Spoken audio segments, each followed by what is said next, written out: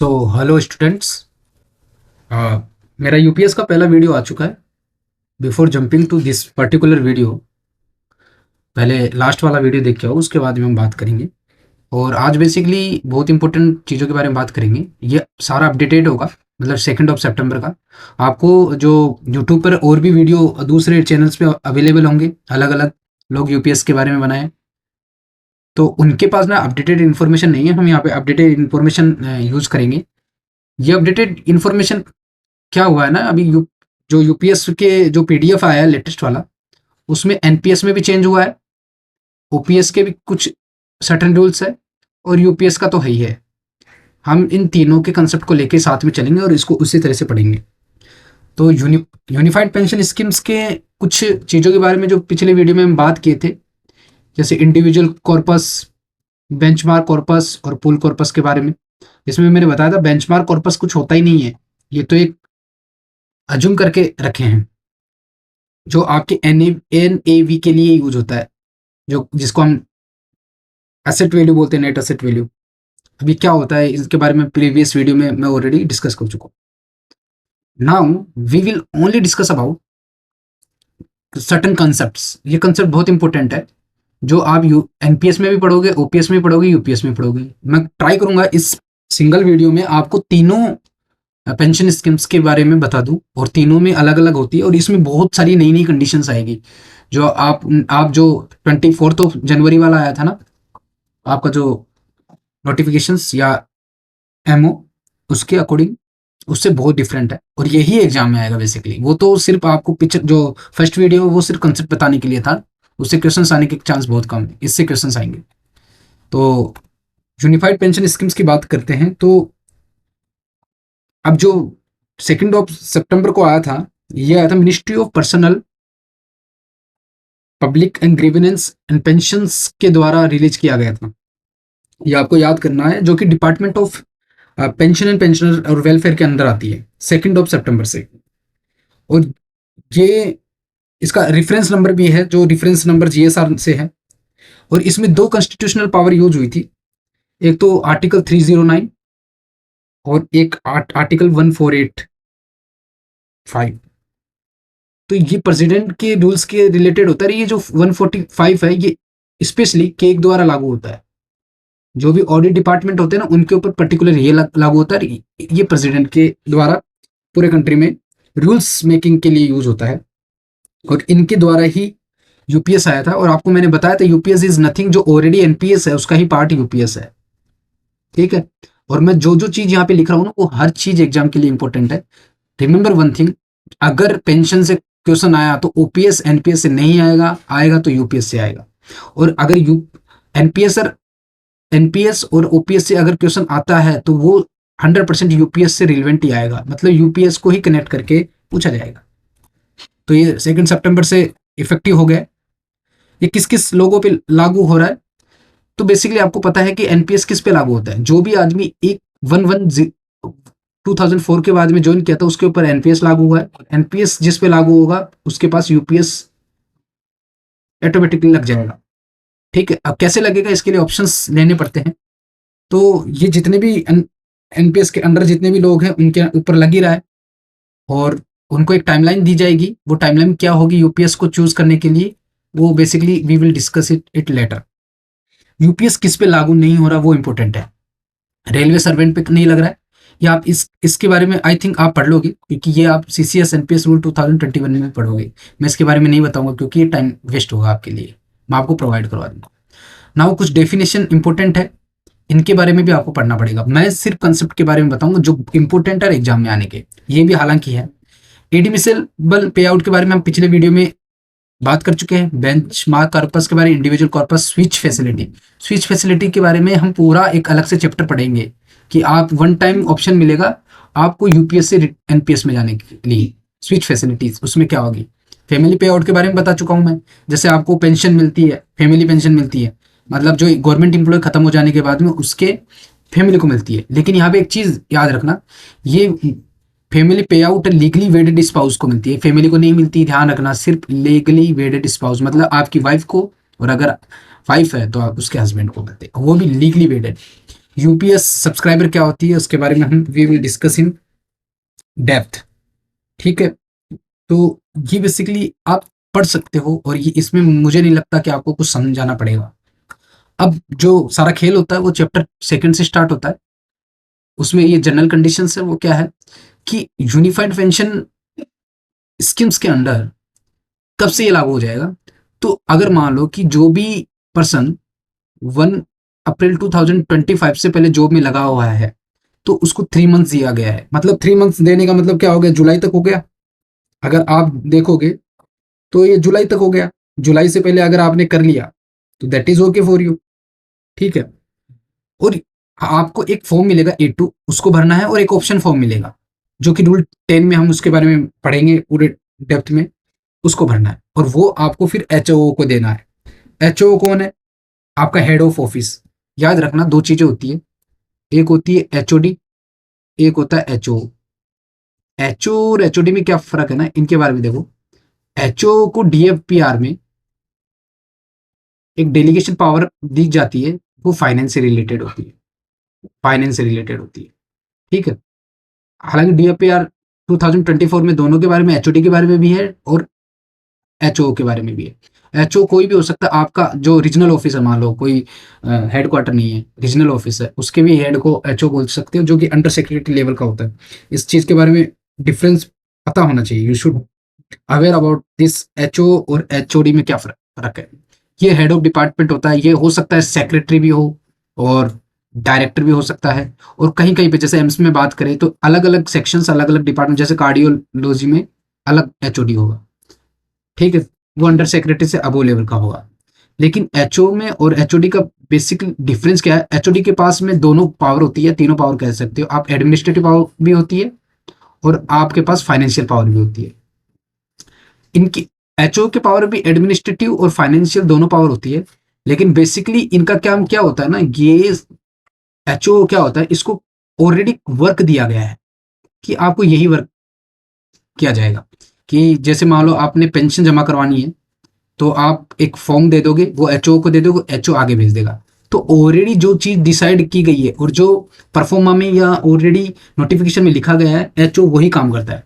लेकिन HOD क्या होता है ना, HOD जो पावर या जिस चीज के बारे में ना पहले से डिसाइड नहीं है, जो भी मतलब फाइनेंशियल पावर हो या एडमिनिस्ट्रेटिव पावर है, खुद के कॉन्शियस माइंड से भी ले सकते हैं, उसके उसके बारे में HO करके रखा है। तो ये आपको, you should be aware about this.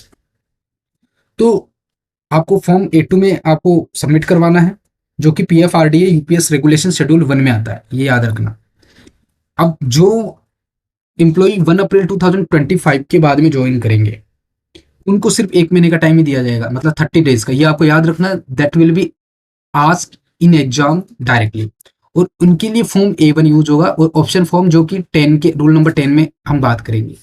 याद रखो, जो 1 अप्रैल 2025 से पहले ज्वाइन किए थे वो फॉर्म A2 यूज करेंगे, और 1 अप्रैल 2025 से बाद में जो ज्वाइन किए वो A1 यूज करेंगे।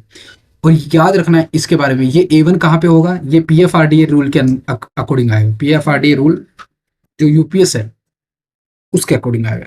Remember this one. ठीक है, और ये 30 डेज के अंदर अंदर जमा करवाना पड़ेगा। तो ये बहुत सिंपल चीज है, धीरे धीरे कॉम्प्लेक्स चीजें आएगी और मैं कॉम्प्लेक्स चीजों को एकदम इजी वे में बताता रहूंगा। अब बात करते हैं कि हेड ऑफिस का रोल क्या होता है। सबसे पहले इनके बारे में सीधा सीधा क्वेश्चन आएगा, हेड ऑफिस का काम क्या होगा। अब मान लो कि आप पर्टिकुलर एक एम्प्लॉय है, वो एम्प्लॉय गया और ये क्या क्या काम करेगा। सबसे पहले तो ये कोई भी एप्लीकेशन आएगा इसके पास, उसको चेक करेगा। हेड ऑफ ऑफिस की बात करें, पहले एप्लीकेशन को पूरा चेक करेगा। फिर ये ना इस पे, जिस दिन आप गए, आप बोले कि मैं यूपीएस में जाना चाहता हूं, तो जो हेड ऑफ ऑफिस है उस पर काउंटर साइन करेगा। ये क्वेश्चन सीधे सीधे एग्जाम में आ सकते हैं कि काउंटर साइन कौन करता है। काउंटर साइन करेगा। देन आफ्टर, ये 3 दिन के अंदर, विद इन 3 डेज, ये डीडीओ को फॉरवर्ड कर देगा। डीडीओ के बारे में आप जाते हो, ये डिस्पर्सिंग अथॉरिटी होती है। ठीक है, और फिर ये क्या करेगा, एक ये एप्लीकेशन डीडीओ को फॉरवर्ड कर देगा और एक एप्लीकेशन ना अपने ऑफिस में एज ए कॉपी रख लेगा। जब आप नोटिंग ड्राफ्टिंग करोगे ना तो copy is forwarded to DDO और 1 copy will be kept in your service book और एचओ अपने पास रखेगा। Remember this one. अब जो drawing and disbursing authority DDO है, ये क्या है कि इस जो एप्लीकेशन ये दोनों फॉर्म मिलेगा, फिजिकली में और डिजिटली में। रिमेंबर, ये बहुत इंपॉर्टेंट चीज है और ये सिर्फ यूपीएस के लिए नहीं, ये एनपीएस में भी सेम होगा और यूपीएस में भी सेम होगा, तो इसको अच्छे तरीके से देख लेना। अब देखो, डीडीओ मस्ट वेरीफाई, ये वेरीफाई करेगा। वेरीफाई कभी भी एचओ नहीं करेगा। रिमेंबर वन थिंग, ये क्वेश्चन सीधा सीधा एक बार यूपीएससी एलडीसी में एग्जाम में पूछा गया था। एचओ सिर्फ डिटेल्स पूरी भरी गई है नहीं भरी गई इसके बारे में देखेगा, जबकि आपके पास डीडीओ है वो हमेशा इंफॉर्मेशन को वेरीफाई करेगा कि क्या आप एनपीएस के कवरेज में हो या नहीं। और उस वेरीफाई करने के बाद में ये इनका मैं बता रहा हूँ, काउंटर साइन का काम होगा एचओ के पास, वेरीफाई का काम इसके पास होगा।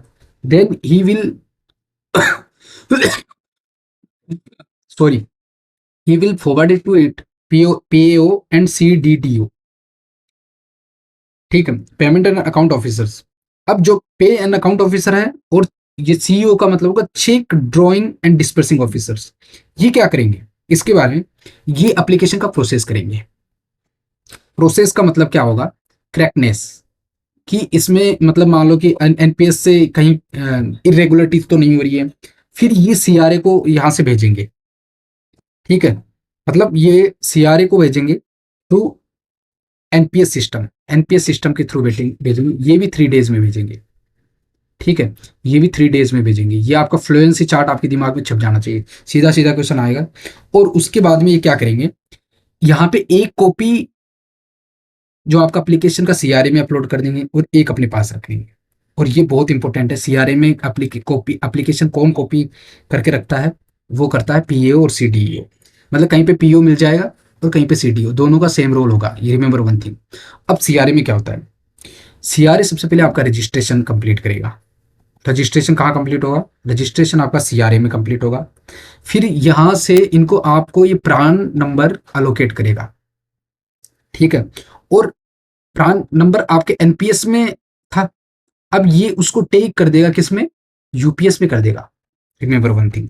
ठीक है, और ये एक टाइम दिया जाता है टीएटी, वो जनरली 7 दिन का दिया जाता है, जिसको हम टर्न अराउंड टाइम बोलते हैं।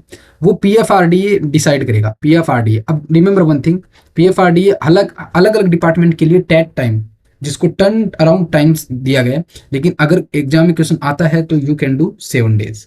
और उसके बाद में ये जो प्रान नंबर है, ये वापस प्रान नंबर आते ही ये फिर पीएओ और सीडीओ को भेज देगा।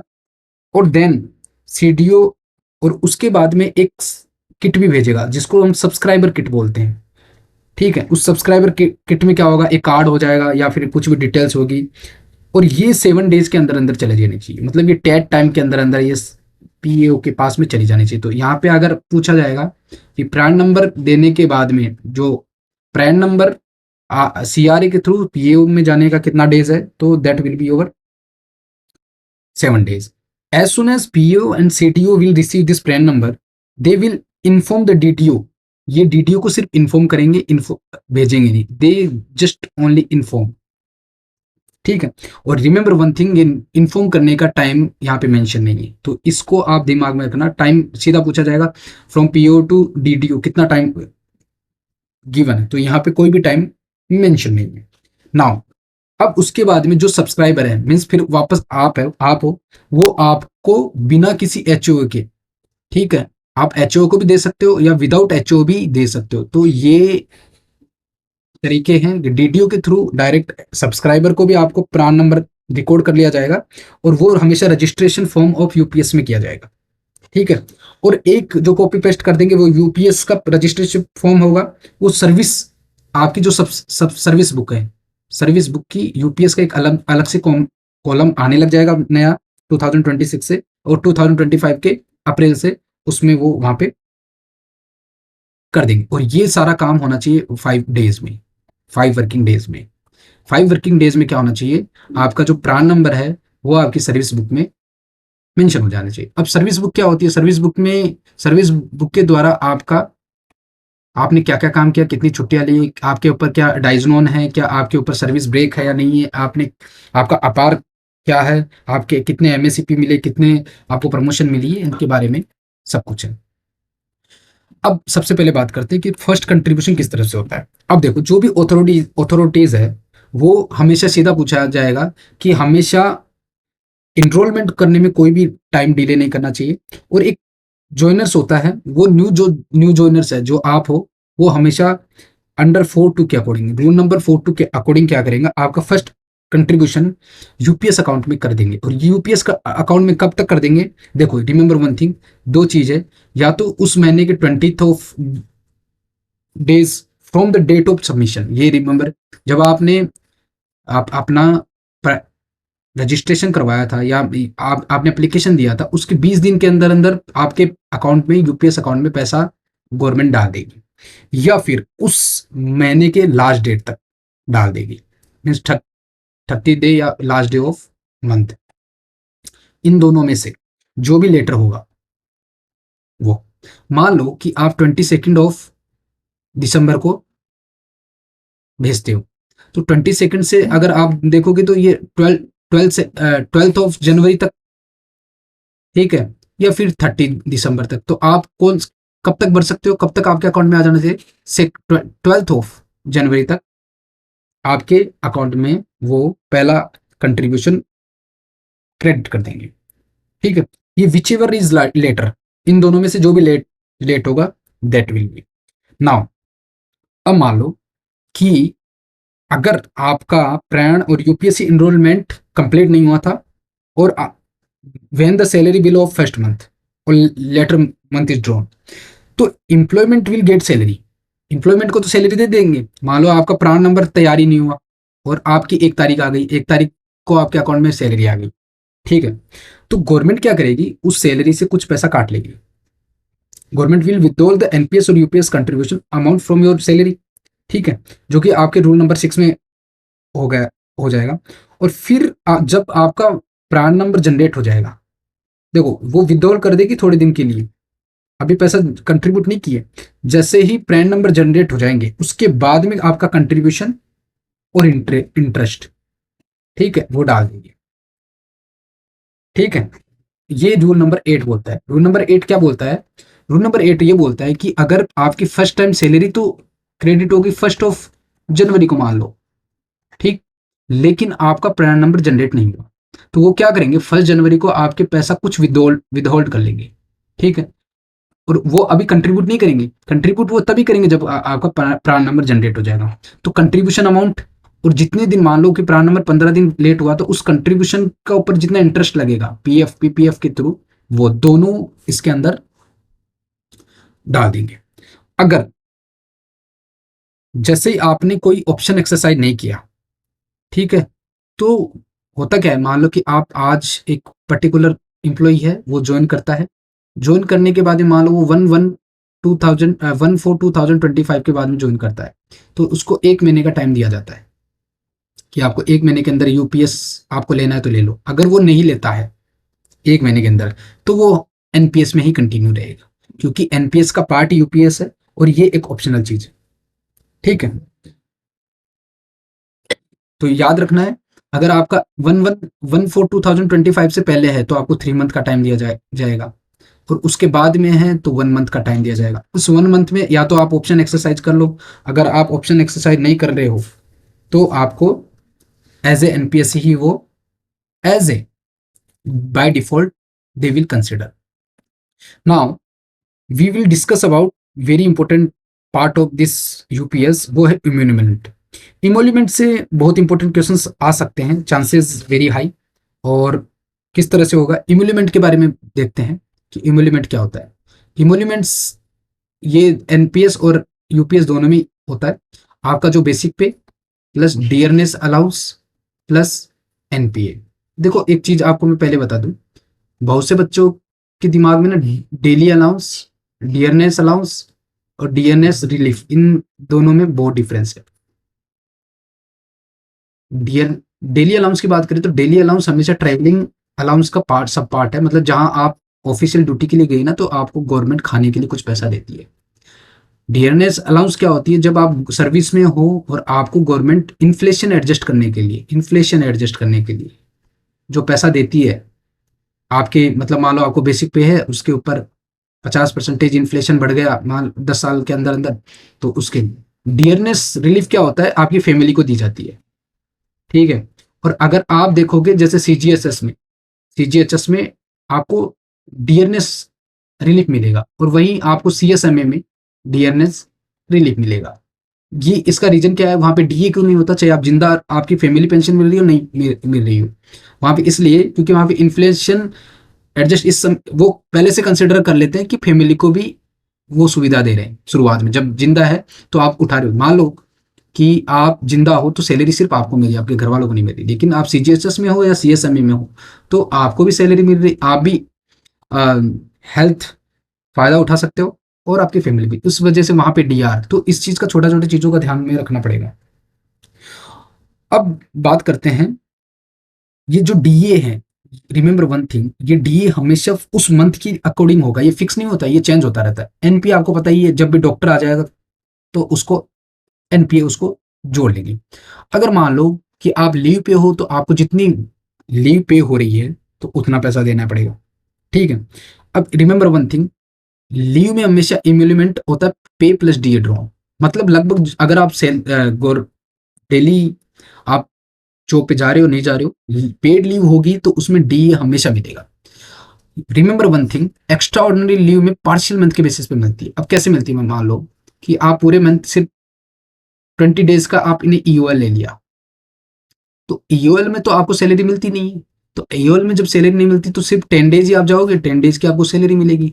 तो 10 डेज की सैलरी की बेसिस पे आपका कंट्रीब्यूशन होगा। कितना कंट्रीब्यूशन होगा, जैसे 10% होता है, हम इसके बारे में आगे पढ़ेंगे वो किस तरह से होगे। तो यहाँ पे रिमेंबर वन थिंग, अगर एक्स्ट्रा ऑर्डिनरी लीव में भी मिलेगा बट वो हमेशा पार्शियल मंथ के बेसिस पे होगा, जिसको प्रोपोर्शनेट कंट्रीब्यूशन बोला जाता है। तो remember that thing, that is very important. EOL का मतलब होता है एब्सेंट विदाउट पे, क्योंकि आपको पेमेंट नहीं मिल रहा तो आप कंट्रीब्यूट भी नहीं कर पाओगे। अगर एम्प्लॉय सस्पेंशन में है तो हमेशा सब्सिस्टेंस अलाउंस पे कंट्रीब्यूट करना पड़ेगा। रिमेंबर वन थिंग, ये ऑप्शनल होता है, ये ऑप्शनल होता है। जब भी आप सस्पेंशन में हो या सस्पेंड कर दिए गए हो तो ऑप्शनल है कि आप यूपीएस कंट्रीब्यूशन करना चाहते हो या नहीं करना चाहते, ये आपके ऊपर है। तो रिमेंबर वन थिंग, वहां पे ये वर्ड पे ध्यान देना, this is optional not mandatory, लेकिन ये मैंडेटरी है। Paid leave, extraordinary leave, non paid, तो ये जो इन्फॉर्मेशन है, छोटी छोटी इन्फॉर्मेशन है, दैट आर वेरी इंपॉर्टेंट। अब जो सबसे बड़ा ग्लिच होता है वो होता है यहाँ डेपुटेशन और फॉरेन सर्विस। फॉरेन सर्विस और डेपुटेशन का मतलब ये नहीं होता कि आप फॉरेन में हो। फॉरेन सर्विस का मतलब ये होता है कि आपको कंसोलिडेटेड फंड ऑफ इंडिया से पैसा नहीं मिल रहा, मतलब आप गवर्नमेंट जॉब में नहीं हो। ठीक है। तो मान लो कि ये आपका एक ऑर्गेनाइजेशन है, इसमें आप काम कर रहे थे और कुछ दिन के लिए आप जैसे मान लो पीएसयू में चले गए और वहां पे आप जॉब करने लगे, तो आपको कंट्रीब्यूशन हमेशा कहां से देना है, रिमेंबर वन थिंग, कंट्रीब्यूशन अगर आप इंडिया के अंदर हो पीएसयू में, ठीक है, तो ये तो आपको जितना पैसा यहां से मिल रहा है, ठीक है, जितना डेपुटेशन में पैसा मिल रहा है, यहाँ पे इंपॉर्टेंट है, डेपुटेशन में जितना पैसा मिल रहा है वो सैलरी देनी पड़ेगी। मतलब पीएस मान लो यहाँ पे आपको 50,000 मिल रहा था और यहाँ पे 75,000 मिल रहा था, तो आपको इसका 10% मतलब 7500 रुपये देने पड़ेंगे। ठीक है।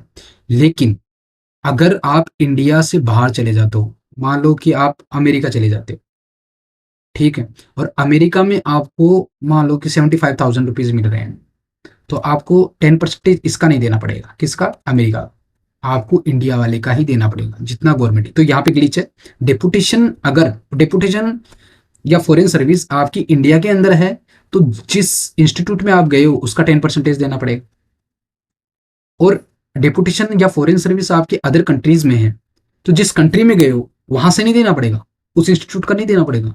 You have to credit in your account for UPS contribution from your actual government institute. तो इसका ध्यान रखना है।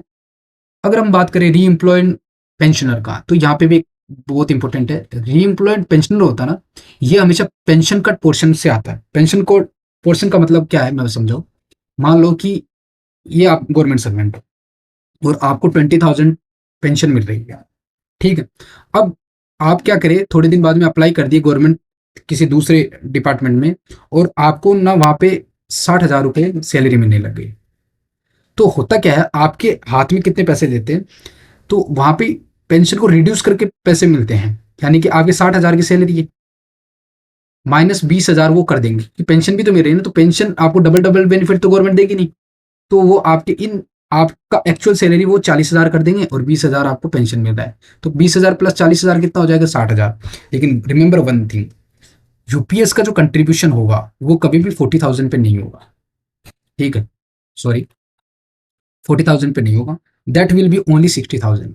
यानी कि पेंशन कट पोर्शन मीन्स 40,000, इसको ऐसे लिखेंगे 40,000 प्लस 20,000, यानी कि 60,000। आप सीधा नहीं बोलोगे कि 60,000 पे मिलेगा, उसके सैलरी पे मिलेगा, उसके सैलरी पे नहीं मिल रहा है।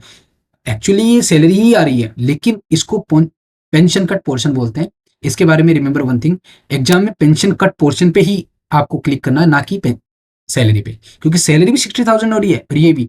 लेकिन हम इसको ये कंसिडर करेंगे कि सबसे पहले आपने पेंशन रिड्यूस किया, और वो पेंशन जो रिड्यूस कर रहे हैं उसको रिड्यूस नहीं करना है, उसको एड करके 60,000 आ रहा है। तो ये थोड़ी टर्मिनोलॉजी का, mathematical value is same but terminology is different. अब कंट्रीब्यूशन की बात करते हैं कि इंप्लॉय का कंट्रीब्यूशन कितना होता है, 10% होता है। रिमेंबर वन थिंग, अब देखो ये मिनिमम 10% ऑफ इम्यूनिमेंट होगा, लेकिन मैक्सिमम क्या होता है उससे ज्यादा भी हो सकता है। ठीक है, और ये यहाँ पे इंपॉर्टेंट मैंने यहाँ पे लिखा था, राउंडेड अप होगा। ये कभी भी ना नियर बाई नहीं होता। मान लो कि आपकी सैलरी, आपका कंट्रीब्यूशन आता है 2657.2, तो इसका मतलब ये नहीं हो जाएगा 2657 होगा, नहीं, ये हमेशा राउंडेड अप होगा, 2658 ही होगा। तो ये सीधा बोला जाता है राउंडेड अप होता है। ठीक है, rounded up to next rupees. अब इसका कंट्रीब्यूशन आपको हर महीने करना पड़ेगा। सस्पेंशन में कंट्रीब्यूशन क्या करना पड़ेगा, ये ऑप्शनल होता है। देखो, क्योंकि अगर बाई चांस सस्पेंशन की ड्यूटी को लेटर अगर हम परमानेंट ड्यूटी में कर लेंगे तो डिफरेंस मस्ट बी डिपोजिटेड। मान लो क्योंकि आप सस्पेंशन में हो तो आपको सब्सिस्टेंट अलाउंस मिलता है जो कि 50% मिलता है। यानी कि सैलरी मान लो आपकी 50,000 थी, सस्पेंशन की वजह से आपकी 25,000 होगी घटकर 50%, तो इसका 10% दोगे आप, तो हर महीने आप 2,500 रुपए कंट्रीब्यूट कर रहे हो। लेकिन फिर आपको एक्सोनरेट कर दिया गया और पाया गया कि आप तो कोई दोषी नहीं थे, तो आपकी वापस सैलरी बढ़ा के 50,000 कर देंगे। तो अगेन आप जो मान लो 2 महीने सस्पेंस में रहे तो आपको सिर्फ आपने 50,000 रुपये दिया था, क्योंकि 25,000 के हिसाब से। तो आपको देना कितना था, आपको 1,00,000 रुपये देना था। सॉरी, 5,000 दिया, आपको देना था कितना था, 10,000। ठीक है, तो आप 10,000 रुपये और 5,000 रुपीज और कंट्रीब्यूट कर दोगे, क्योंकि 5,000 रुपये तो आप 10% के बेसिस पे दिए ना 2 मंथ का। लेकिन आप एक्सोनरेट हो गए और आपको सैलरी फुल मिल रही है। तो अगर सैलरी फुल मिल रही है तो आपका वो जो डिफरेंस आया था 5,000 का, क्योंकि 10,000 का देना था, वो आप वापस डिपॉजिट करोगे। अगर आपको कोई पे नहीं मिल रहा है तो आपका कंट्रीब्यूशन भी नहीं होगा। डिपुटेशन पे बिल्कुल कंट्रीब्यूशन होगा। एरियर्स, एरियर का, इसका ये बहुत इंपॉर्टेंट है। एरियर्स का थोड़ा समझो, ये कंसेप्ट क्या हो रहा है। मान लो आपका क्या होता है ना, सडनली अभी 1 जनवरी 2026 से 8th पे कमीशन लग जाएगा। 8th पे कमीशन लगते लगते क्या हो जाएगा, आपकी इन हैंड सैलरी, मान लो कि 8th पे कमीशन 1 जनवरी 2026 को लग जाएगा, आपकी सैलरी 10,000 रुपीज, और आपको 8th पे में मान लो डबल हो गई सैलरी, आपको 20,000 मिलने लगी। लेकिन वो 1 जनवरी से नहीं मिलेगी, वो मिलेगी आपको मार्च से, या मान लो अप्रैल से मिल रही है, न्यू फाइनेंशियल ईयर से मिल रही है। तो आपका कंट्रीब्यूशन कितना होगा, आपका कंट्रीब्यूशन तो 4 महीने, मतलब जनवरी, फरवरी, मार्च एंड अप्रैल, यहाँ तो 4 महीने तक तो 10,000 का ही 10% होगा ना। लेकिन आपको, लेकिन उसके बाद में क्या होगा कि अप्रैल में जाके आपको 10,000 की जगह पे कितना मिलेगा, 10 इसका एक्स्ट्रा, 10 इसका, 10 इसका, 10 इसका, 40,000 और एक्स्ट्रा पैसे मिलेंगे। ठीक है, तो आपको जो अप्रैल में कंट्रीब्यूट करना है वो 40,000 का 10% नहीं करना है, आपको सिर्फ उसी मंथ का करना पड़ेगा, कंसोलिडेट एक साथ कर देना पड़ेगा। ठीक है, हर महीने का अलग अलग नहीं करना पड़ेगा। तो contribution treated for month in which arrear are paid, उसी मंथ में देना, उसी मंथ का देना पड़ेगा। अब मान लो आपके हाथ में 60,000 रुपये आए, तो उसका 10% कितना हो जाएगा आपका, 6,000 रुपीज। तो 6,000 रुपीज आपको कंट्रीब्यूट करना पड़ेगा, ना कि आपको पिछले महीने से। तो लगभग बात तो वही आ रही है, लेकिन आपको ये एग्जाम में दिया जाएगा कि जो contribution treated from the month from which salary was increase, नहीं, from month in which salary was paid. तो यहाँ पे आपको थोड़ा ध्यान रखना है। अब प्रोबेशन की बात करते हैं, प्रोबेशन में क्या यूपीएस का कंट्रीब्यूशन होता? बिल्कुल होगा। चाहे आप प्रोबेशन के बाद में परमानेंट गवर्नमेंट सर्वेंट बनते हो या नहीं बनते हो, लेकिन प्रोबेशन के बाद में प्रोबेशन में contribution is mandatory. Foreign service के बारे में मैंने पहले बता दिया, फॉरेन सर्विस और यूएन पोस्टिंग। अगर फॉरेन सर्विस आपकी यूएन में होती है तो इसका कोई इंस्ट्रक्शन नहीं आया, वो डीओपीटी टाइम टू टाइम देना पड़ेगा। अब हम एडमिनिस्ट्रेटिव रीजन के बारे में बता देता हूं। मैंने आपको पहले बोला था कि जो डीडीओ है वो उस महीने की 20 तारीख तक आपके अकाउंट में पैसा कंट्रीब्यूट कर देगा, और जो 20 तारीख तक कर देगा। और जो आपका पीएओ है वो एससीएफ आपके 25 तारीख तक क्या कर देगा? अपलोड कर देगा। एससीएफ क्या होता है? ये एक फाइल्स होती है जो इसको हम सब्सक्रिप्शन कंट्रीब्यूशन फाइल होती है, वो 25 तारीख तक अपलोड कर देगी और एक ट्रांजेक्शन आईडी बना देगी। आपका ट्रांजेक्शन आईडी बनती है, मतलब ट्रांजेक्शन आईडी का मतलब है, मान लो ये पूरा मंथ है और एक यहाँ पे आज जनवरी खत्म हुई और यहाँ फरवरी स्टार्ट हो गई। अब फरवरी में जो आपको सैलरी मिलने वाली है ना, उसका पहले ही पैसे 20 तारीख को काट लेंगे ये लोग, जनवरी की 20 तारीख को, और वो कंट्रीब्यूट कर देंगे आपके यूपीएस में। फिर 25 तारीख को यहाँ पे आपका एससीए बना देंगे कि ये जो 10% पैसा बना है उसका ट्रांजेक्शन आईडी, और जो रिमिटेंस है आपके फाइनल अकाउंट में जो जाएगा वो आपके फर्स्ट ऑफ वर्किंग डे, मतलब लास्ट वर्किंग डे, मतलब 31 जनवरी के आपके फंड में लिमिट हो जाएगा। लेकिन मार्च में क्या होता है ना, मार्च में 31 मार्च को नहीं डाला जाता है, हमेशा लास्ट डे, मतलब 30 या तो 30th ऑफ मंथ, मतलब मान लो 30th ऑफ आपका जो अप्रैल है, अप्रैल में 30 में चला जाएगा। लेकिन मार्च होता है ना, जब भी मार्च में हमेशा 1 अप्रैल को ही वो रिमिट होगा। रिमेंबर वन थिंग, ये क्वेश्चन सीधा आ सकता है। मार्च मंथ ऐसा है जिसका रिमिटेशन 1 अप्रैल को हो, मतलब आपका जो कंट्रीब्यूशन चला जाएगा आपके अकाउंट में। यहाँ से 20 तारीख को देखो कंट्रीब्यूशन यूपीएस में चला जाएगा, लेकिन कंट्रीब्यूट आपके अकाउंट में रिमिटेड नहीं हुआ है, वो यहाँ से तो निकल गया है, और उसकी फिर एससीएफ बनेगी 25 तारीख को। ये डेट आपको याद रखना, ये सीधा सीधा क्वेश्चन ये इस बार आई है। 25 को आपका एससीएफ बन जाएगा, ट्रांजेक्शन आईडी बन जाएगी। जैसे आपने फोन पे किसी को पैसे देते हो तो ट्रांजेक्शन आईडी बोलते हैं ना, उसको एससीएफ बोलते हैं, सब्सक्रिप्शन से रिलेटेड। अब गवर्नमेंट का जो कंट्रीब्यूशन है वो क्या है? जितना आप करते हो उतना ही 10% गवर्नमेंट करती है। मैंने पहले बोला था जो आपका इंडिविजुअल कॉर्पस है उसमें जितना आपका 10% जाता है उतना ही गवर्नमेंट का जाता है। मैं अभी पूल कॉर्पस की तो बात ही नहीं कर रही, पूल कॉर्पस को तो इसमें कंसिडर नहीं करना है। वो कंसेप्ट जो पिछले वीडियो में बताया गया है उनको अभी आप दिमाग में रखो। हम उनसे जो कंसेप्ट पिछले वीडियो में हम डिस्कस कर चुके हैं वो यहाँ तक आने में क्या क्या हम जो इंपॉर्टेंट है, जो एग्जाम में पूछे जाते हैं, सीधा सीधा पूछा जाता है, उनके बारे में बात करें तो मैं आपको एकदम सिंप्लीफाइड, जो आपको 42 पेजेस दिया है ना मैंने यूपीएस का, वो बहुत कॉम्प्लेक्स है और समझने में मुश्किल आएगा। मैंने आपको उसको सिंप्लीफाइड वर्जन में प्रोवाइड करवा रहा हूँ। अब कुछ स्पेशल वो है सर्कमस्टेंस जब गवर्नमेंट कंट्रीब्यूट करेगी, कब? देखो मैं बताऊँ, रिमेंबर वन थिंग, गवर्नमेंट का कंट्रीब्यूशन तब जाता है जब इंप्लॉय का कंट्रीब्यूशन जाता हो, ठीक है। मैंने पहले ही बताया था जब नो पे नो कंट्रीब्यूशन सिस्टम चलता है।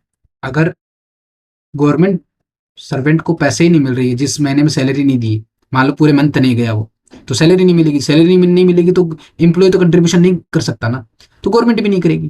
क्योंकि मैं तो बोल रहा हूँ ना, गवर्नमेंट तभी करेगी जब एम्प्लॉय करेगा। लेकिन कुछ स्पेशल फील्ड है और इस स्पेशल सर्कमस्टेंस है जब गवर्नमेंट करेगी। वो कब करेगी? एक तो मेडिकल लीव पे, जब भी आप मेडिकल लीव पे हो without pay, remember one thing, this is medical leave without pay, हो सकते हो ना। ईओएल में ईओएल ले लिया तो ईओएल आप मेडिकल सर्टिफिकेट के थ्रू लोगे, तो मेडिकल ग्राउंड पे लोगे तो आपको पे नहीं मिला, लेकिन गवर्नमेंट फिर भी 10% कंट्रीब्यूट करेगी। सीधा सीधा आपके ऑप्शन आ जाएंगे 4। जब सिविल कमोशन है, प्रिवेंटिंग ज्वाइनिंग, जो आपको ज्वाइन करने नहीं दे रही, तो आपको सैलरी नहीं मिलेगी, but government will definitely 10% contribute करेगी।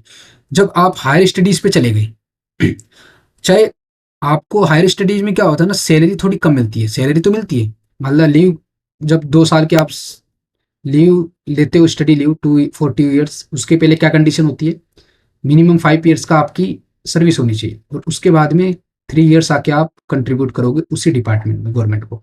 और मेडिकल वालों के लिए अलग कंडीशन है, 5 year उनका है, लेकिन यहाँ पे आके वो मिनिमम 5 years का देना पड़ेगा, लेकिन उनको फिर यहाँ पे PhD वगैरह करने के लिए 3 years की मिलती है स्टडी लीव।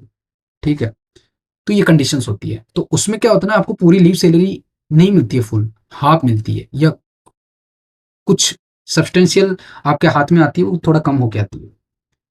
तो अगर फुल भी नहीं आ रही, फिर भी गवर्नमेंट यहाँ पे 10% करेगी। तो रिमेंबर वन थिंग, ये सीधा सीधा क्वेश्चन आ सकता है कि गवर्नमेंट जब नो पे लीव दिया जाता है या सैलरी फुल पे नहीं मिलता है, तब गवर्नमेंट कौन कौन सी कंडीशन में आपको कंट्रीब्यूट करती है 10%, मेडिकल लीव में, सिविल कमोशन में और हायर स्टडीज में। अब बात करते हैं कि सस्पेंशन में, सब मतलब अगर एम्प्लॉय डज नॉट कंट्रीब्यूट तो गवर्नमेंट भी नहीं करेगी। इसमें बोल रहा है government contribute based on subsistence allowance only subscribe contribute. मैंने पहले बोला था सब्सक्राइब सब्सिस्ट, जब आप सस्पेंशन में रहते हो तो आपको ऑप्शन दिया जाता है कि आप करना चाहोगे नहीं करना चाहोगे, अगर आप नहीं करोगे तो गवर्नमेंट भी नहीं करेगी। फॉरेन सर्विस की मैंने पहले बोल दिया, जब यूएन में हो, रिमेंबर वन थिंग, यूएन में तो डीओपीटी का गाइडलाइंस बोलते हैं। अगर कोई कंट्रीब्यूशन डिलेड हो गया तो unit restored at a NAV of default pattern. अब बात करते हैं एनएवी क्या है। एनएवी का मतलब मैंने जैसे बेंचमार्क कॉर्पस के बारे में बताया था ना, वैसा ही कुछ कंसेप्ट है ये। एनएवी ये पीएफआरडी में है, नेट असेट वैल्यू। इसका मतलब क्या होता है, सारे कंडीशन को हम आइडियल मानते हैं और हर महीने इतना, मान लो कि एक आदमी को 50,000 सैलरी है, ठीक है, पूरे महीने की, तो उसके अकाउंट में 5,000 आई जानी चाहिए, ठीक है। लेकिन वो ईओएल भी ले सकता है, तो उस महीने में उसके इन हैंड सैलरी 30,000 ही आई है, लेकिन एनएवी ये बोलता है कि मैं तो इसके अकाउंट में 5,000 ही रुपए मांगना चाहता हूँ। समझ रहे हो, तो ये डिफॉल्ट पैटर्न है। डिफॉल्ट पैटर्न का मतलब है जब पर्सन सब्सक्राइबर है, जो भी गवर्नमेंट एम्प्लॉई है, जब भी वो कंट्रीब्यूशन करना स्टार्ट करता है ना, तो उसका एक एनएवी नेट एसेट वैल्यू बन जाता है, जो कि एक डिफॉल्ट पैटर्न है। और वो कहता है कि हर महीने मेरे पास तो 5,000 आने चाहिए, लेकिन हर महीने तो 5,000 नहीं आ सकते ना। जिस महीने में उसको 30,000 ही सैलरी मिली, तो उसका 10% 3,000 ही मिलेगा। तो डिलेड कंट्रीब्यूशन होता है ना, तो गवर्नमेंट कभी ये नहीं देखती कि वो उस महीने में आया नहीं आया।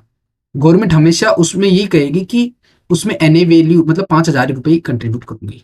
डिलेड कंट्रीब्यूशन का यही है थोड़ा, ठीक है। तो अब मैं बात करता हूँ इसका क्या क्या सिचुएशन हो सकती है कि डिलेड कंट्रीब्यूशन कैसे हो सकता है, कि कंट्रीब्यूशन में डिले कैसे हो। मान लो आपका प्रान नंबर लेट जनरेट हुआ, जो हम ऑलरेडी डिस्कस कर चुके हैं, या फिर ऐसे मान लो कि आपके एम्प्लॉय के जो कंट्रीब्यूशन में है उसमें गवर्नमेंट ने ही डिले डिटेक्ट किया, यानी कि 20 तारीख तक नहीं कर पाए वो लोग कर पाए मान लो 27 तो, और फिर उनको लेट होते होते 7-8 तारीख हो गई सब्सक्रिप्शन आईडी बनाने के लिए, ठीक है। और उसके बाद में जाके वो अ, उन आपके यूपीएस अकाउंट में क्रेडिट करेंगे, तो इसकी वजह से भी हो सकता है। और कभी कभी क्या होता है ना, गवर्नमेंट का भी जो कंट्रीब्यूशन होता है ना, वो डिले हो सकता है। मतलब मान लो कि गवर्नमेंट टाइम पे नहीं पहुंचाई, तो वो एनएवी के बेसिस पे ना वो अज्यूम कर लेती है कि मुझे 5,000 करने हैं, तो वो कभी भी कर देगी। तो उसको बोलते हैं इसके बाद डिलेड कंट्रीब्यूशन। अब बात करते हैं कि डिलेड डिपोजिशन में, मैंने पहले बोल दिया, अगर सब्सक्राइबर की कोई फॉल्ट नहीं है तो वो ऑटोमेटिकली जो आपका एनएवी अकाउंट है ना, वो रिस्टोर हो जाएगा। लेकिन इसकी रेस्पॉन्सिबिलिटी किस पे आएगी, एचओडी पे और सीसीए पे आएगी। सीसीए क्या होता है, देखो ये इंपॉर्टेंट है, एचओडी और सीसीए पे ही आएगी, ना कि एचओ पे। रिमेंबर वन थिंग, क्योंकि एचओ का रेस्पॉन्सिबिलिटी है, एचओ का मैं बोला था, एचओ का रोल कहां तक है, जब आपने आपका एप्लीकेशन दिया, एचओडी देखा आपका देखेगा आपका एडमिनिस्ट्रेशन। सीसीए का मतलब होता है आपका चीफ कंट्रोलर ऑफ अकाउंट, क्योंकि अकाउंट में इशू है, इसी वजह से लेट हुआ है, और उसकी रेस्पॉन्सिबिलिटी है कि टाइम पे गवर्नमेंट का फंड आ जाना चाहिए, नहीं, तो सीसीए की ही ये रेस्पॉन्सिबिलिटी रहेगी। अगर delayed due to the administrative lapse ना, तो then these concerned official must pay the pecuniary or pecuniary losses to government, और delinquent official pay पेक्यूनियर लॉसेस जो भी होगा तो ये लोग भरेंगे अपनी तरफ से, एचओडी और सीसी। रिमेंबर वन थिंग, तो ये थोड़ा इस वजह से ना यूपीएस का कंट्रीब्यूशन कभी लेट नहीं होता। अब आपके इन्वेस्टमेंट ऑफ कॉर्पस कैसे होगा? जो यूपीएस का कॉर्पस होता है वो पीएफआरडीए के authorise pension fund and pattern notified by authority के अकॉर्डिंग होगा। कैसे होगा उसके बारे में हम one by one we will discuss कि किस तरह से इन्वेस्टमेंट रूल्स कहते हैं, वो रूल्स किस तरह से होते हैं। देखो, सबसे पहले बात करते हैं, सबसे पहले हम डेथ, डिसेबिलिटी और इनवैलिडेशन बेनिफिट के बारे में बात करते हैं। Option follow with this one, कि हर यूपीएस एम्प्लॉय है वो मस्ट चूज, क्या उसको यूपीएस बेनिफिट लेना है या फिर सीसीएस पेंशन रूल लेना है या सीसीएस एक्स्ट्रा ऑर्डिनरी रूल लेना है।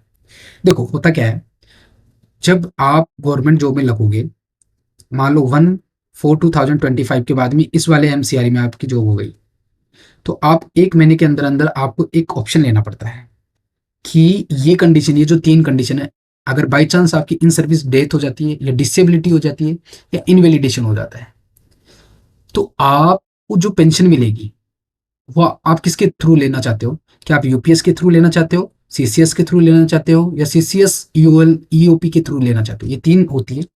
इसमें मुझे सबसे ज्यादा बेनिफिशियल लगती है वो ईओएल ईओपी वाली होती है, ये वाली। रिमेंबर वन थिंग, ये जो टाइमलाइन दी गई है ये हमेशा एक फॉर्म 2/1 में भरी जाती है। This is done through this one.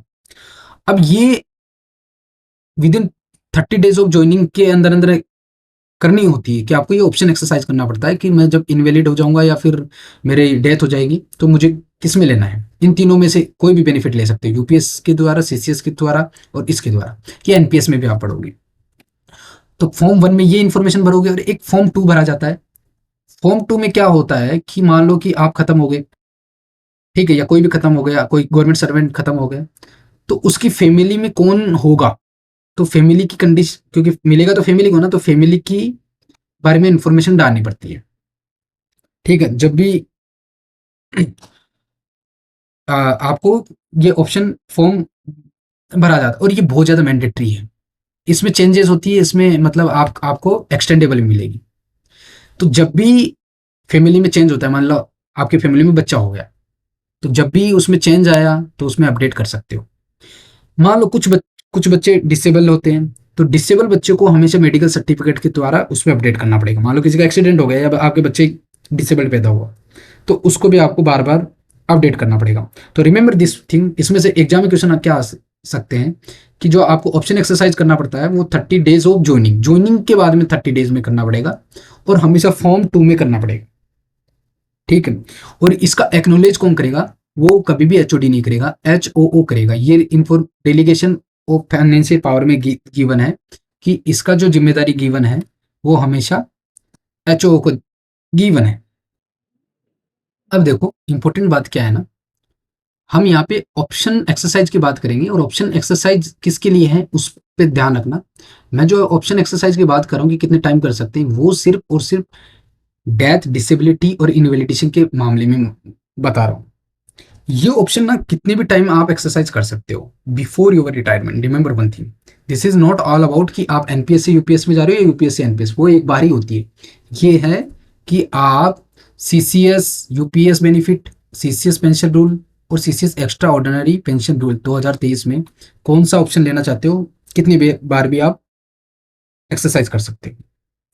और इनवैलिडेशन, ये डेथ के टाइम में, रिटायरमेंट की बात कर रहा हूँ, रिटायरमेंट से पहले कितने भी टाइम होता है। और जो इनवैलिडेशन हो जाए तो आपको एक और चांस मिलता है। ठीक है, अगर मान लो इनवैलिडेशन हो गई, आपको मान लो कि रिटायरमेंट हो गया और रिटायरमेंट के बाद में इनवैलिडेशन हो गई, तो आपको एक चांस मिलेगा। ठीक है, और मान लो रिटायरमेंट के बाद में आप इनवैलिड हो गए और आपको चांस ही नहीं मिलेगा, तो जो चलता आ रहा है वो चलता रहेगा। अगर कोई भी ऑप्शन एक्सरसाइज नहीं की तो एक ऑप्शन आती है, वो आती है रूल नंबर 10(6), वो ऑटोमेटिक अप्लीकेबल हो जाएगा। ठीक है, और ये 10(6) क्या होगा, we will talk about this. मान लो आपकी डेथ हो जाए, हम रिटायरमेंट की इनकी बात कर ली, डेथ हो जाए तो जो एम्प्लॉय ने, मान लो कि एम्प्लॉय ने 10 बार ऑप्शन चेंज किया और यहाँ आके उसकी डेथ हो गई, तो डेथ से पहले जो ऑप्शन एक्सरसाइज किया हुआ था that will be the final. उसके बाद में जो फैमिली है वो चेंज नहीं कर सकती कि हमको CCS 2021 में लेना है, और या फिर जो पेंशन रोल EOP है हमें 2023 के अकॉर्डिंग लेना है या UPS के अंडर लेना है, वो डिसाइड नहीं कर सकते। वो सिर्फ जो एम्प्लॉय है वही एक्सरसाइज कर सकता है। ठीक। अब देखो, अब होता क्या है कि अब क्रिटिकल सिचुएशन आती है। अब मान लो कि आपकी सर्विस है, ये पूरा सर्विस स्पेन है, ठीक है। इस सर्विस स्पान में अगर आपकी डेथ बिफोर 15 ईयर्स हो जाए, मतलब यहाँ पे आप 60 साल की एज में रिटायर्ड होने वाले हो, ठीक है, और यहाँ पे 15 साल पहले इस ए कभी भी हो जाए, तो आपको बाय डिफॉल्ट कौन कौन सी मिलेगी? CCS 2021 या फिर CCS EOP मिलेगी। समझ रहे हो? और आफ्टर 15 ईयर्स तो बाय डिफॉल्ट आपके UPS मिलेगी। ये कंडीशन है हम जब आप कोई भी ऑप्शन एक्सरसाइज नहीं कर सकते। अपन कहते हैं ना कि बाय डिफॉल्ट, मतलब जो मैं बता रहा था कि ये रूल 10(6) के अकॉर्डिंग है। 10(6) के अकॉर्डिंग ये हो रहा है कि अगर 15 साल की सर्विस होने से पहले अगर आप एक्सरसाइज नहीं करते हो, किसी की डेथ हो गई या रिटायरमेंट हो गई, तो ऑटोमेटिक एक्सरसाइज ऑप्शन क्या होगी? अगर 15 साल की आपने जॉब कर ली तो बाय डिफॉल्ट UPS लागू हो जाएगा, और 15 साल से पहले 15 साल की जॉब नहीं की और आपकी डेथ 15 साल के अंदर अंदर हो गई, तो CCS 2021 और CCS EOP 2023 लागू हो जाएगी। ठीक है। और ये मैंने ऑलरेडी बताया कि family can not change last exercise options. Now we will talk about switch facility. अब ये स्विच फैसिलिटीज क्यों आ रही है, इसके पीछे एक रीजन है। और इसके ऊपर ना जो कंट्रोवर्सी भी हुई थी, क्योंकि 24 जनवरी को एक नोटिफिकेशन रिलीज होता है अबाउट UPS, और उसमें ये बोला जाता है कि 1/4/2025 से आपका UPS लागू हो जाएगा। लेकिन कुछ लोग बोल रहे कि मान लो कि मैं UPS में आ गया और मुझे पसंद नहीं आया, तो क्या मैं NPS में जा सकता हूँ? तो गवर्नमेंट बोली चलो हम आपको एक चांस दे रहे हैं, आप आके देखो, अगर आपको अच्छा फील हो रहा है, समझ आ रहा है, आपका contribution time to time cut रहा है और आपको कोई दिक्कत नहीं है और आपको लगता है मेरा फ्यूचर सिक्योर है, तो UPS में ठीक है, अदरवाइज आप वापस NPS में जा सकते हो। तो जो इसलिए गवर्नमेंट ने ये डिसाइड किया कि we will decide one time switch allow करते हैं। अब देखो, अगर आप यूट्यूब पे दूसरे चैनल्स पे जाओगे तो उन्होंने कहीं पे भी जिक्र नहीं किया कि वन टाइम स्विच, क्योंकि वो पहले का बता के रखी, ये अपडेट हुआ है अभी रिसेंटली। तो आप एक बार ना, मान लो कि UPS में आ गए, तो आपके पास एक बार चांस है, आप वापस NPS में जा सकते हो अगर आपको UPS समझ नहीं आ रहा है तो। लेकिन इसमें एक कंडीशन डाल दिया गवर्नमेंट ने। गवर्नमेंट ने क्या कंडीशन डाल दिया कि ये मान लो आपका सर्विस स्पेन है और 60 साल की एज में आप सुपर एनुएट हो रहे हो, ठीक है, तो आप मान लो कि यहाँ पे ज्वाइन करते हो कल और आप UPS में कन्वर्ट हो गए। आप पूरी लाइफ चले आ रहे हो, आप UPS से NPS में नहीं गए, लेकिन आप 12 मंथ के बाद में, मतलब 59th ईयर की बात कर रहा हूँ, अगर आपकी एज 59th ईयर है मान लो, 12 महीने पहले, उससे पहले आप NPS यहाँ पे UPS से NPS में यहाँ पे भी आ सकते हो, यहाँ पे भी आ सकते हो, यहाँ पे भी आ सकते हो, किसी वन टाइम आ सकते हो, ओनली वन टाइम, कभी भी आपको फील हो। बट 59th ईयर के बाद में सुपर एनुएट होने से 12 महीने पहले आप कभी भी ऑप्शन एक्सरसाइज नहीं कर सकते। तो रिमेंबर वन थिंग, यहाँ पे गवर्नमेंट ने जानबूझ के डाला है, क्योंकि कुछ लोग ना इसी साल 2025 में या 2026 में रिटायर्ड होंगे और उनको ये चांस नहीं मिलेगा।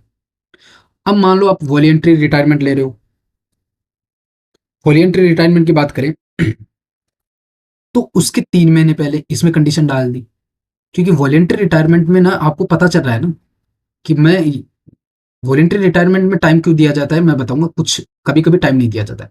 वॉलेंट्री रिटायरमेंट ये आपका खुद का डिसीजन है। मान लो कि मैं अभी दिसंबर चाह रहा है, मैं सोच लिया कि चलो मैं यार नेक्स्ट ईयर अगस्त में ना रिटायरमेंट ले लेता हूँ, बहुत कमा दिया, बहुत गवर्नमेंट को कंट्रीब्यूट कर दिया, तो उसके 3 महीने पहले, और मुझे ये लगता है यार मैं यूपीएस में हूँ, मुझे एनपीएस में चला जाना चाहिए, तो 3 महीने पहले, 3 महीने के अंदर अंदर तो नहीं कर सकता मैं, 3 मंथ के बाहर ही मैं एक्सरसाइज कर सकता हूँ। तो ये सीधा सीधा क्वेश्चन आने के चांसेस, इसलिए मैं आपको आराम से बता रहा हूँ।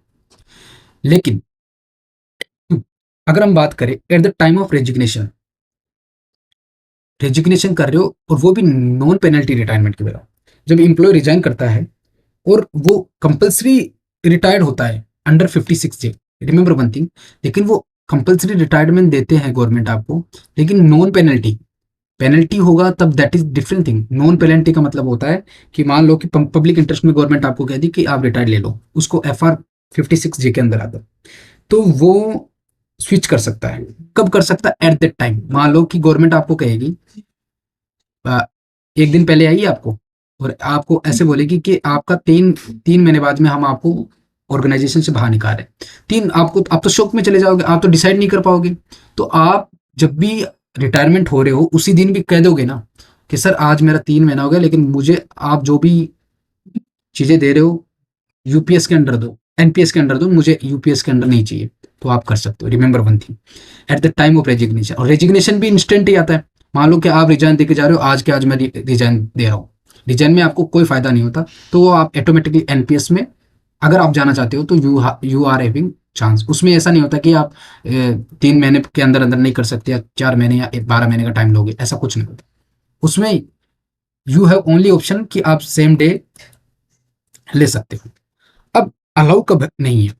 देखो, जब भी आपके ऊपर डिसिप्लिनरी और जुडिशियल प्रोसीडिंग चल रही हो, या तो पेंडिंग पड़ी हो या कंटेम्पलेटेड हो, तब आपके पास स्विच करने का ऑप्शन नहीं है।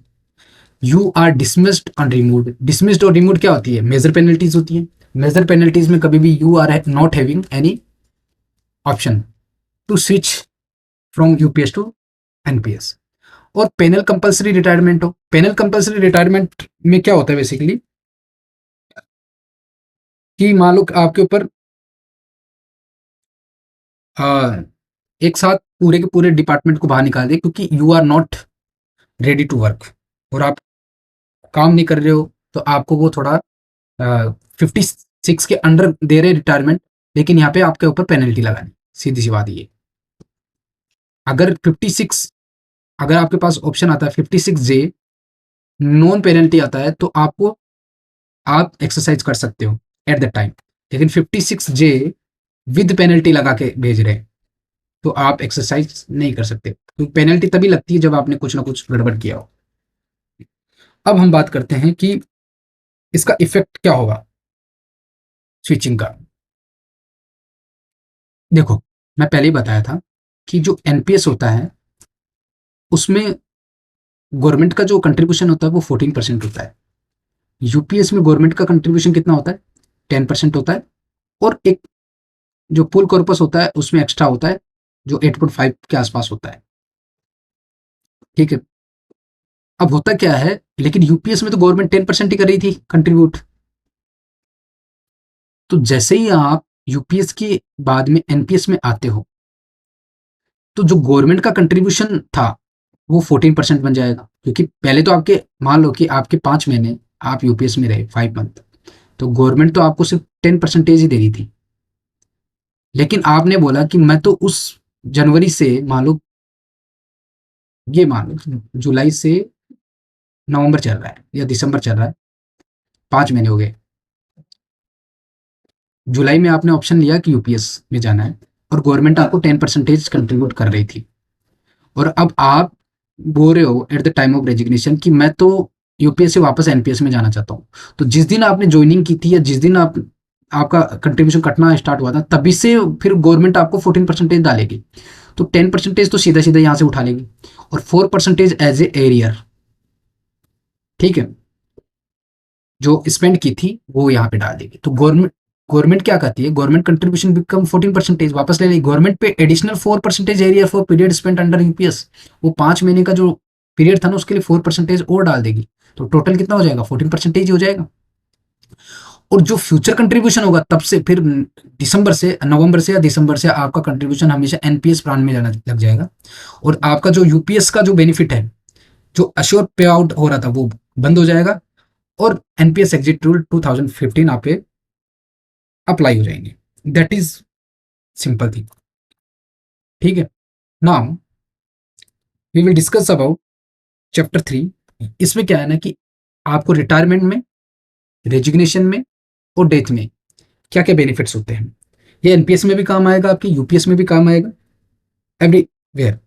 अब देखो, वी नो कि if you retired at 60 superannuations तो आपको कुछ बेनिफिट्स मिलते हैं। एक होती है assured life long monthly pay out, जिसको आप एक तरह से पेंशन बोलते हो, लेकिन यूपीएस में आपको मंथली पे आउट बोलते हैं। फिर एक, ये किसके बेसिस पे होती है, हमेशा रिमेंबर बेंचमार्क के बेसिस पे होती है कंप्यूट। और आपकी डेथ के बाद में या गवर्नमेंट एम्प्लॉय की डेथ के बाद में फैमिली पे आउट मिलता है, और वो भी एक अश्योर्ड होता है। ठीक है, तो ये आपको यूपीएस के अंदर आती है। लेकिन रूल नंबर 13 क्या बोलता है कि यूपीएस है ना, एक इंट्रोडक्शन किया है स्पेशल वॉलंटरी रिटायरमेंट। उसके पहले ये बात मैंने ऑलरेडी लिखी थी, retirement super superannuation subscribe receive full UPS benefit as per UPS regulation. लेकिन रूल नंबर 13 ये बोलता है वॉलंटरी रिटायरमेंट के बारे में, एक स्पेशल किया है कि आप वीआरएस कब ले सकते हो। अब रिमेंबर वन थिंग, ओपीएस 2021 में वीआरएस कब लेते हैं, या आप कमेंट में मुझे बताना। एनपीएस में वीआरएस कब लेते हैं और यूपीएस में वीआरएस कब लेते हैं, ये मुझे बताना। तो मैं यूपीएस की यहाँ पे बात कर रहा हूँ, क्या सेम है या डिफरेंट है, ये बताना। तो अगर आपने 20 ईयर्स की जॉब कंप्लीट कर ली, सर्विस कर ली, तो आप वीआरएस ले सकते हो। लेकिन उससे पहले क्या होगा कि 3 मंथ का आपको नोटिस देना पड़ेगा, किसको, अपॉइंटिंग अथॉरिटी को। लेकिन रिमेंबर वन थिंग, आपको क्या होगा, कुछ लोग इसमें एक्सेप्शन है और उन पे ये अप्लीकेबल नहीं है। सबसे पहले आपको आईटीईजी ईसी असाइनमेंट गिवन है। ये क्या है, we will discuss later it, आगे इसके बारे में पढ़ोगे। ठीक है, अगर आपको ये असाइनमेंट दिया गया है, ये कहाँ पे होता है, फॉरेन में होता है, एब्रोड। ठीक है, या फिर आप फॉरेन की कोई भी एम्बेसीज है या फॉरेन मिशंस पे गए हुए हो, तब आप वीआरएस नहीं ले सकते। ऐसे नहीं है 20 साल कर लिए फॉरेन में, आपको भेजा राजदूत बना के, और आप बीच में उतर के आ रहे हो, भाई मैं तो नहीं करूंगा काम। नहीं, फॉरेन बहुत बड़ी रिस्पॉन्सिबिलिटी है। और या आपको फॉरेन सर्विस में ना कॉन्ट्रैक्ट असाइनमेंट दिया गया हो, ठीक है, तब नहीं कर सकते। इसमें कंडीशन दे दी, मान लो आप फॉरेन में आईटीईजी असाइनमेंट पे हो, या फॉरेन मिशन पे हो, या कॉन्ट्रैक्ट असाइनमेंट हो। अगर आपको वीआरएस लेना है तो आपको क्या करना है, पहले इंडिया आना है। इंडिया आने के बाद में 1 साल जॉब करनी है, और उसके बाद में जब भी वीआरएस लो उसके 3 महीने पहले, 1 साल के बाद 3 महीने पहले नोटिस देना पड़ेगा, और उस 3 महीने बाद में आपको वीआरएस मिल सकता है। वो कभी भी एक्सेप्ट कर सकता है, वो 1 महीने के अंदर भी कर ले, 3 महीने मैक्सिमम होंगे। ठीक है, अब इसमें क्या ना, रेगुलर सर्विस क्या क्या होती है। मैंने बोला 20 ईयर्स का रेगुलर सर्विस होती है। 20 ईयर्स की रेगुलर सर्विस एनपीएस में क्या होती है और यूपीएस में क्या होती है। देखो, आपने जितनी भी लीव ली है, चाहे ईओएल हो, उस पर आपको सैलरी नहीं मिली है, लेकिन वो कंसिडर होगा फॉरेन में जो किए वो। और जो भी स्टेट गवर्नमेंट ऑटोनोमस बॉडी है, अगर वो ग्रेचुइटी काउंट कर रही है तो उनकी भी पास सर्विस कंसिडर होगी। Remember one thing, this is very important, यहाँ पे आपको फंसा सकते हैं, क्योंकि इस बार यूपीएस बहुत इंपॉर्टेंट है। तो यहाँ पे तो ही आपको वो रेगुलर सर्विस कंसिडर होगा। क्या नहीं करते हैं ये, ना तो कोजुअल, ना कॉन्ट्रैक्ट, ना ही एडोक सर्विस को कंसिडर करेंगे। एडोक सर्विस इनको वो बिल्कुल कंसिडर नहीं करेंगे। लीव में कौन कौन सी आती है, आपकी स्टडी लीव आ गई, आपकी एक्स्ट्रा ऑर्डिनरी लीव आ गई, डेपुटेशन, फॉरेन सर्विस ही आ गई। अगर कोई, मान लो एडोक का मतलब होगा, मान लो कि कोई भी वर्कर है वो 2 साल तक कॉन्ट्रैक्ट के बेसिस पे जॉब किया, और उसके बाद 5 साल वो रेगुलर सर्विस में आ गया। ठीक है, पहले 2 ईयर्स तक था, एंड देन 5 ईयर्स के रेगुलर सर्विस में आ गया। तो आपकी जो qualifying service 5 years he consider होगी, वो 2 ईयर्स को हम वी विल नेग्लेक्टेड। अब बात करते हैं एक्सेप्टेंस की। वीआरएस का एक्सेप्टेंस हमेशा अथॉरिटी लेगा, और वो बिफोर एक्सपायरी अगर रिफ्यूज नहीं करते हैं तो वीआरएस बिकम इफेक्टिव। ठीक है, अगर रिफ्यूज कर देते हैं तो वो नहीं होगा। अब विद्रो कौन कौन कर सकता है, दैट इज वेरी इंपॉर्टेंट। मतलब एम्प्लॉय अपना जो नोटिस पीरियड है ना वो कभी-कभी रिड्यूस करने के लिए भी बोल सकता है कि ऐसे बोल सकते हो, सर मैं एक काम कर लूँ, मैं 2 महीने पहले दे सकता हूँ क्या? लेकिन अपॉइंटिंग अथॉरिटी इसको कंसिडर कर सकते हैं, ठीक है? वो एडमिनिस्ट्रेशन विल नॉट सफर, ठीक है? अब क्या होता है ना कि एक बार अगर आपने वीआरएस दे दिया, तो employee can not withdraw it, ठीक है? कैसे? ये विथड्रॉ तभी होगा जब आपने पहले से अप्रूवल लिया, और ये आप पहले रिक्वेस्ट करते हो 15 डे ऑफ रिटायरमेंट, ये पीरियड एनपीएस में भी है, ओपीएस में भी है और इसमें भी 15 days of before retirement date, तो ये आप क्या कर सकते हो, विद्रॉ कर सकते हो। समझ रहे हो? अब बात करते हैं कि जो वीआरएस है वो दो केस में अप्लीकेबल नहीं होता, ठीक है? वो कब नहीं होता ये इंपॉर्टेंट है। देखो, एक तो वो होता है जो डीओपीटी के अंडर सरप्लस इंप्लॉय होते हैं ना, सरप्लस इंप्लॉय स्कीम 2000, अगर आपने टू देखा होगा, इसके अंदर जितने भी लोग थे उनका विद्रोह, वो विद्रोह नहीं कर सकते, ठीक है? ये जो रूल है विद्रोह का, ये अप्लीकेबल नहीं होगा। और जो भी इंप्लॉई रेजिग्नेट करके पीएसयू या ऑटोनोमस बॉडी जाना चाहते हैं, ये इंपॉर्टेंट है, बहुत ज्यादा इंपॉर्टेंट है, उनका विड्रॉल एक्सेप्टेंस नहीं हो सकता, रिमेंबर दिस थिंग, ठीक है? तो इसका पे आउट क्या होता है, इसके बारे में क्या बेनिफिट है क्वालिफाइंग सर्विस के बेसिस पे, मैं आपको बहुत धीरे चला रहा पढ़ा रहा हूँ, इसलिए 1.25 या 1.5 की स्पीड में देखना। मैं आराम से इसलिए पढ़ा रहा हूँ क्योंकि एनर्जी नहीं रहती शाम तक। Now we will talk about benefit based on qualifying service. अगर मान लो ये आपकी आपने आज ज्वाइन की, और ज्वाइन की यहाँ पे हम लेते हैं 25 ईयर्स, 25 ईयर्स की आपकी क्वालिफाइंग सर्विस को हम एक बाउंड्री बना लेते हैं। अगर आप वीआरएस बिफोर 25 ईयर्स पहले ले रहे हो ना, तो आपको pro rata assured pay out मिलेगा। प्रो राटा क्या होता है इसके बारे में बताता हूँ। और अगर आप 25 ईयर्स की जैसे जिस दिन कंप्लीट कर लोगे उसके बाद में कभी भी वीआरएस लेते हो, तो आपको क्या मिलेगा, फिर आपको वो assured, full assured pay out मिलेगा, फुल अश्योर्ड पे आउट। और वन थिंग, वीआरएस आप कब ले सकते हो, वीआरएस के लिए मिनिमम 20 ईयर्स की पीरियड, मिनिमम जॉब होनी चाहिए, तो 20 years will be lie over there, ठीक है? तो इसका मतलब है आपको जो ये प्रोराटा अश्योर्ड पेमेंट में ना इसी पीरियड में मिल सकता है, इसमें नहीं मिलेगा आपको, इस वाले में नहीं मिलेगा, इसी में मिलेगा। प्रोराटा अश्योर्ड का मतलब होगा प्रोपोर्शनेट वे में वो कम हो जाएगा। मान लो कि 25 साल आपने जॉब कर ली, उसके बाद में आपके अकाउंट में 10,000 रुपए पे आउट आ रहा है, पेंशन आ रही है, तो वो देख लेंगे 25 साल के बाद में 10,000 आ रहे हैं, तो 20 साल के बाद में वो कितने आते, मान लो वो 8,000 के आसपास बनते, तो वो 8,000 ही मिलता, फिर वो फुल नहीं मिलता। 25 ईयर्स के बाद में ना मिनिमम, आप मैंने पिछले वीडियो में बताया कि मिनिमम 10,000 होने चाहिए, तो 10,000 से नीचे तो मिल ही नहीं सकता। लेकिन अगर 25 साल से पहले अगर आप वीआरएस लेते हो, तो आपको 5,000 में मिल रहे हैं, तो you have to accept it. तो इसका ये फायदा है कि अगर आप वीआरएस बिफोर 25 ईयर्स लेते हो, तो प्रोराटा अश्योर्ड पे आउट मिलेगा, और उसके बाद में फुल अश्योर्ड पे आउट मिलेगा, मतलब मिनिमम 10,000 तो मिलना ही मिलना होगा, चाहे आपका कंट्रीब्यूशन कितना भी कम हो, ठीक है? और उसके पीछे भी एक पिछले वीडियो में हमने डिस्कस किया था, और आगे भी हम डिस्कस करेंगे कि बेंचमार्क जो कॉर्पस पे ना इंडिविजुअल कॉर्पस और पुल कॉर्पस का क्या इफेक्ट करता है।